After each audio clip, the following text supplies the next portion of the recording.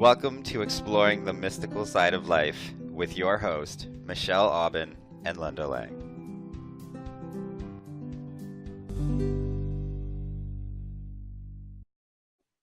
Welcome everyone to our show today.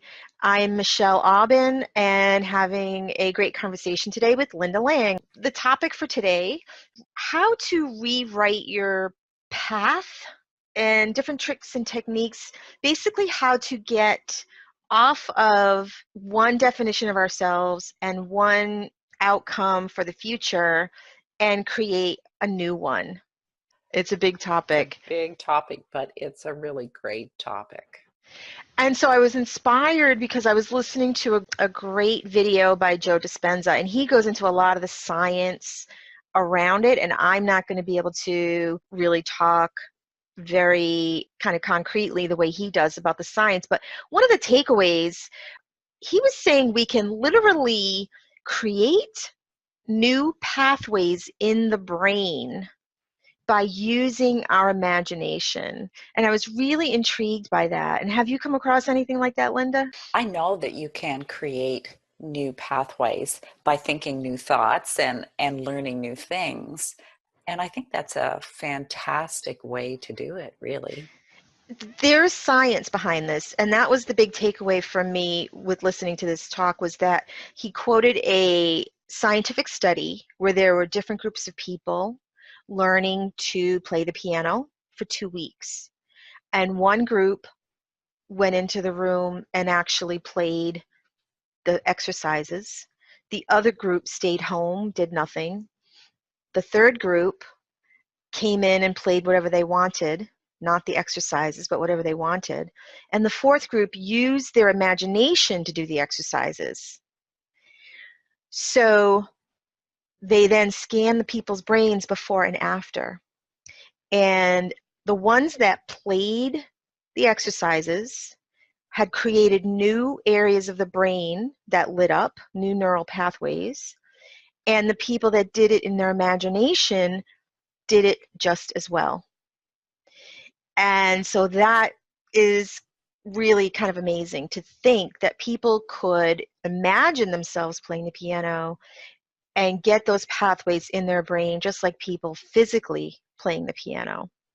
Well, I've actually have heard of that more in line with professional athletes and performers and actors who will visualize themselves, making the shot or standing up and being successful at speaking.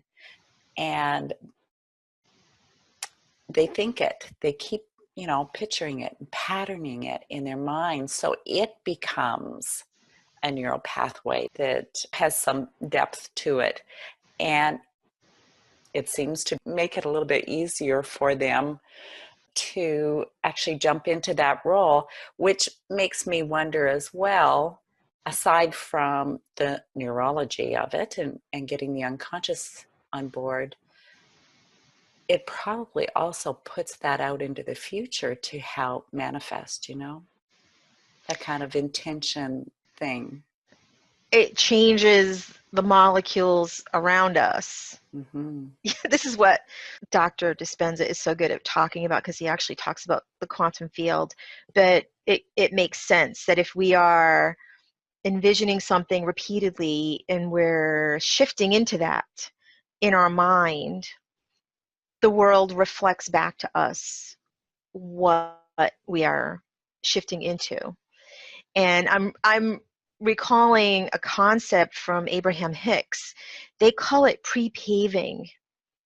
There's a way to pre-pave your experience, meaning, let's say you're taking a trip and you want to feel safe and you want to feel alert. And this is just a very mundane example. You want to have a safe journey.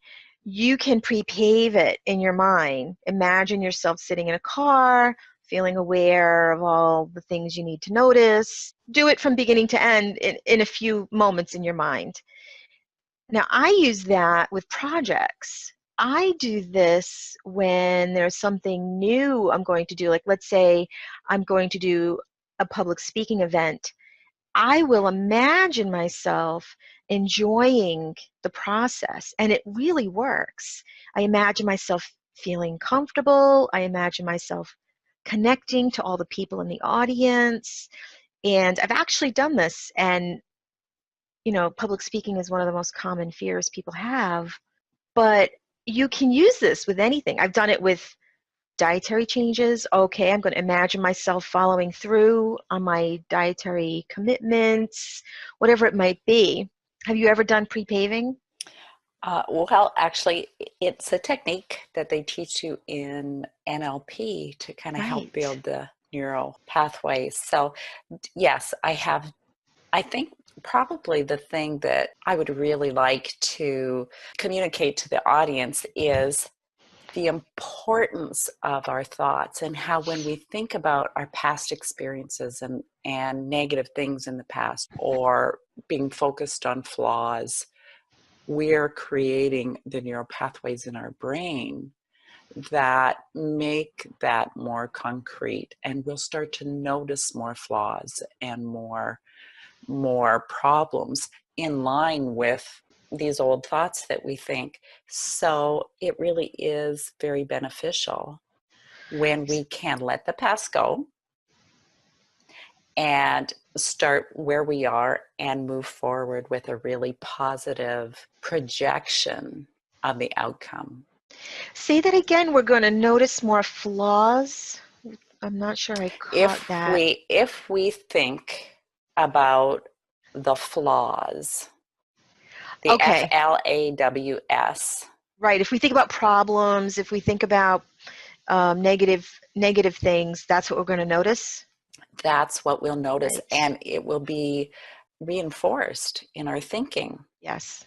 Yeah. How we think and how we talk to ourselves and what we communicate to others really does impact our experience. And this, what you just said about sort of not focusing on the past so much, but focusing on the present moment, is really connected to the practice of mindfulness. When we practice mindfulness meditation, we're practicing noticing the breath, which is in the moment. And I find dwelling on memories or projecting into the future can be very addictive. And mindfulness practice is so helpful with that, I have found. And I know everybody, by now, most people listening to this have heard of mindfulness. It's not anything mysterious, but I found that really trains me to be here now, and therefore able to release any old definitions of myself. And I'm really working hard on just releasing old definitions, positive, negative, any definitions of myself, so that I can be free in the moment. Those What, do, definitions tie us into something. what does that mean to you, Michelle, being free? In the moment, okay, so being free in the moment means not acting from a habitual pattern that is unconscious. And we're trained to act in certain ways to cope with life. And in some ways that makes life easier because we can delegate those things to the part of our brain that just handles things. But it isn't always true or what is necessary in the moment. Yeah, and you're not talking about autonomic things. You're talking about choices and behavior. And they don't always feel like choices when they have become habitual. Sometimes they're not. If we don't have that conscious awareness right before Yeah, we take an action, then yeah, we're acting out of pattern for sure. right. So by talking about freedom in the moment, what I'm talking about isn't like freedom to just act whatever way, but having the resources to be more aware and have more choices to act in ways that are necessary or most helpful or most powerful for myself.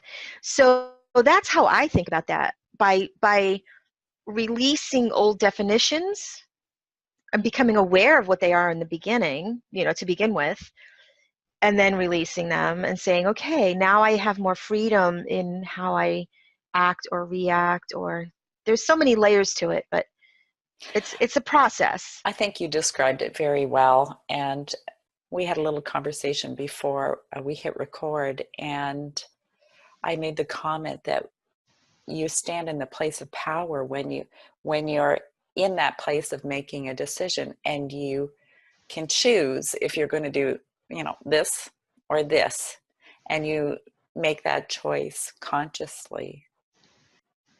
That's a really different level of awareness than just acting out. Yes, out of old programmed Whether reactions. you're programmed or by conditions or society or family or someone else, or whether you've programmed yourself by making that choice repeatedly. Yeah. It's not about blaming anyone else. I mean, when you're in that place, just before you decide, that is your place of power, and you can choose differently. Yeah, and I'll share with the listeners, I'm currently taking your class on healing your money story, and there's a lot of what you're doing with us in there that is related to this, because it's about, money for all of us is wrapped up in definitions of who we are, fears or ancestral patterns, things that were passed down to us from other generations. And what's happening in unwinding all of that is about being available for, I don't even know what that will look like, but being available for more and to show up with all of who I am, and not in a reactive place on any level, right? So the topic is money, but it relates to everything. It relates to, who we are. And when you react, you know that that's old stuff coming up. When you can respond, you have that choice, Yeah, it's fascinating for me to watch all the little shifts with everyone in the program, and in myself as well. It's amazing. And so you have gone through this process yourself before teaching it and before doing it with other people. And what shifts have you noticed aside from money? What have you noticed in yourself in other areas? Huge. Like more confidence or more relaxed, less fear? I mean, because money relates to survival issues. It relates to, so many things. The biggest and most surprising shift for me was the level of self-love and self-acceptance. I stopped beating myself up for mistakes. I stood my ground more, or if I was compromising, I don't even know if I like that word, but meeting someone, I did it very consciously. I knew I wasn't giving up my power to make something work, but instead I was kind of stepping into it with more love and respect for both parties. And the universe responded and started bringing me all kinds of opportunities and cash too. So it was just amazing. I think it's an amazing program.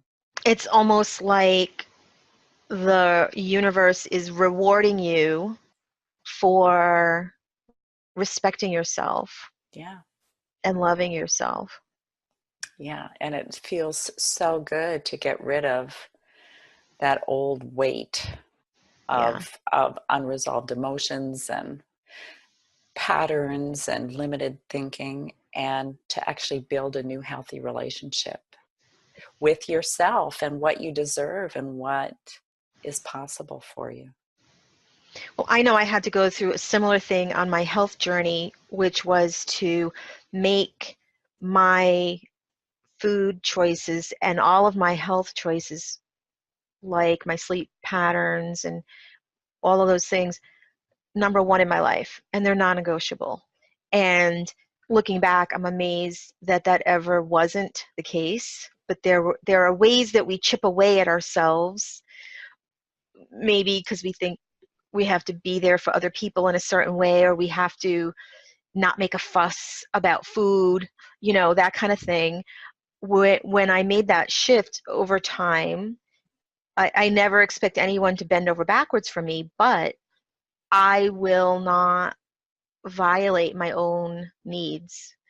And that was a big shift to say, I'm not, I am only going to eat healthy foods for me. I'm going to be in bed by a certain time every night.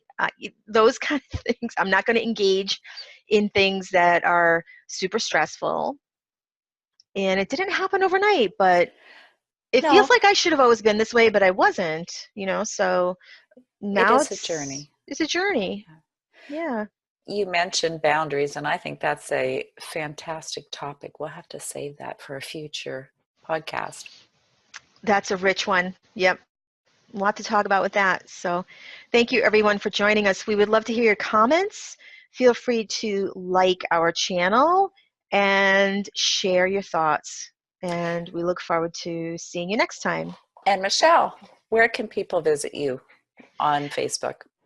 They can find me on Facebook, Michelle Aubin, my website, michelleaubin.com. Reach out to me. Anybody have any questions, reach out to me. You'll find me at thoughtchange.com or on Facebook as Thought Change. See you all next time. Bye for now.